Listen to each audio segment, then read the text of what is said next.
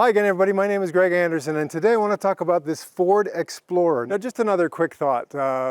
When I was driving a 2016 Chevy Traverse, one of the features that that car offered is kind of an automatic interaction with an iPod, right?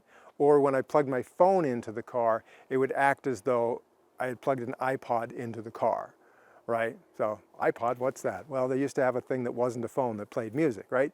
So what happened with the Chevy Traverse is that whenever I plugged the phone into the cable that was also plugged into the car just to charge it, then the screen on the stereo system would switch to a music player mode, and it would access the music in my little Apple Music Player library that was on my phone, and it would start playing the songs.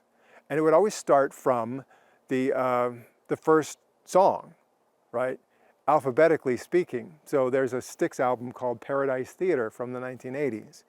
And the first song that's kind of an introduction to the album is AD 1928, referencing the year 1928. So it's A period D period 1928. So in the alphabetical list of every song in my library there, that was always the first song. So no matter what was going on, it seemed, if I had a cable plugged into the car and I plugged in my charge cable to the phone, within a couple of seconds, I would start hearing this one Styx song every single time.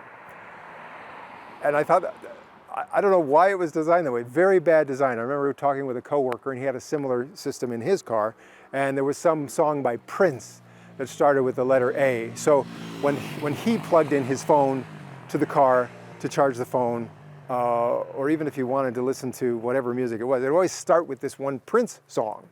So I'm happy to inform you that this car here has Apple CarPlay, and when I plug in my iPhone to this car, it does not automatically start playing music.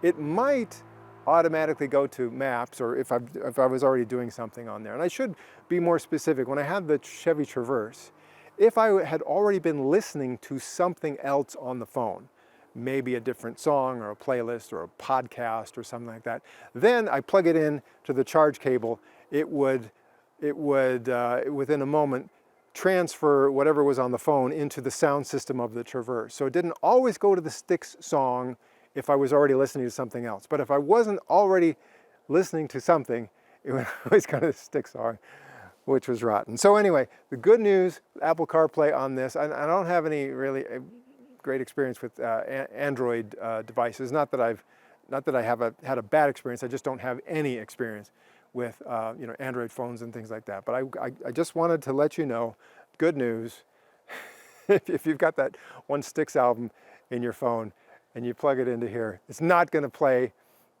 AD 1928 every single time. All right.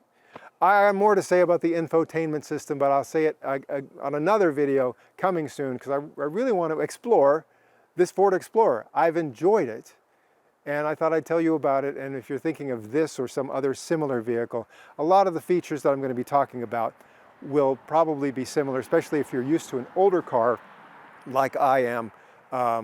The 2016 Traverse, 9 years removed as far as model years go. So it's a big step up for all the newest functions and features that you'll find in these newer cars. And that's what I'm trying to explain and tell you about, is adapting from an older car to a newer car. If that's what you're going to do, that's what these videos are all about. But I'm doing it through the filter of the newest car I drive, which is a company car, which is this 2025 Ford Explorer. All right, so I'm going to see you in another video. Hope you'll come back.